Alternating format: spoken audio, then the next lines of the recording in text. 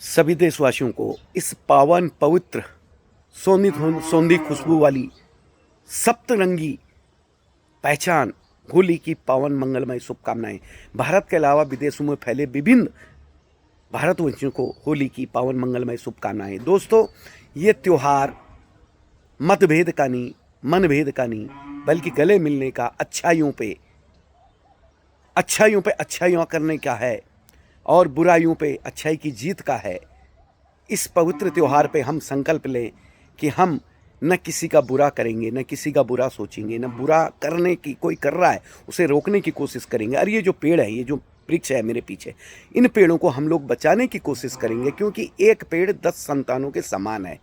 हम उस परिवार से हैं जहाँ चिपको आंदोलन हुआ था।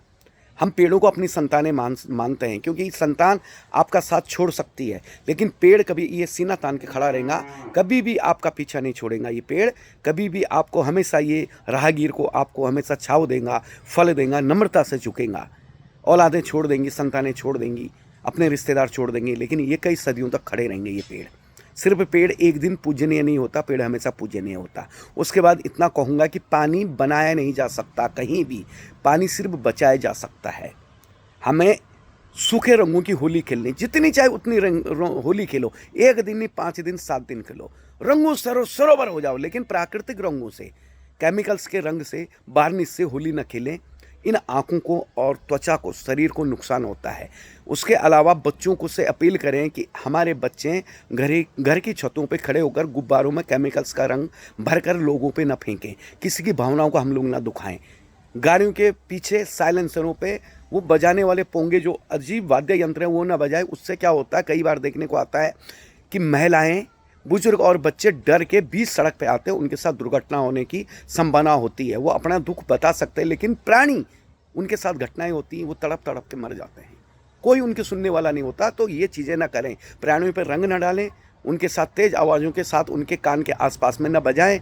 और कोशिश करें कि हम लोग अपने अड़ोस पड़ोस घर में जितना भी पुराने वेस्टेज वाली चीज़ें जो हैं, लकड़ी, फर्नीचर, उसको जमा करके होली दहन करें, होलिका दहन करें।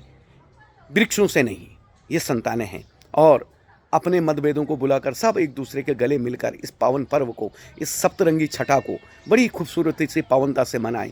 देखो, अभी तीसरा वर्ल्ड वार की शुरुआत हो ही गई है, बहुत सारे देश आपस में लड़ रहे हैं, है ना। हमें एक सीख लेनी है कि जीवन 2 दिन का है। इस जीवन को जितनी खूबसूरती से, कितनी शीतलता से, पावनता से हम लोगों के साथ चंदन के समान ठंडक मन में लेकर, मस्तिष्क में लेकर जितने लोगों से मिले, अपने व्यवहार को मृदुल बनाएं, उतना अच्छा है। क्योंकि हमें होली यही सिखाती है ना, हर बुराई पे सच्चाई की जीत होती है। यही होली ने हमें सिखाया है, और ये सदियों तक चलता रहे। हम रहे ना रहे, हे माँ भारती, तेरा तो अस्मिता बनी रहे, तेरा गौरव हमेशा बना रहे, और हमारे त्यौहार हमेशा बने रहेंगे। सिर्फ त्योहारों को हमने अपनी कुछ छोटी सी सोच के कारण, अपने भोंडेपन की वजह से, अपने कुछ जो कहते हैं कि अश्लीलता के कारण इसको पवित्र नहीं करना। पवित्र और पावनता इसकी बनाए रखना है। अगर हम अपने त्योहारों का सम्मान करेंगे तो लोग हमारे त्योहारों का सम्मान करेंगे। हमको ऐसी कोशिश नहीं करनी कि लोग हम पे उंगली उठाएं और हंसें कि हम अपने त्योहारों को कितने भद्दे तरीके से मनाते हैं। पावनता से ही मनाएंगे, पवित्रता से ही मनाएंगे, सप्तरंगी रंगों से हमारे चेहरे खिले रहेंगे।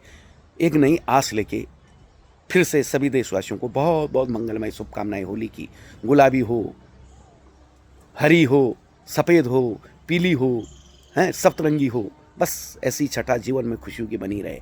फिर से जय हिंद, वंदे मातरम, जय संविधान, भारत माता की जय।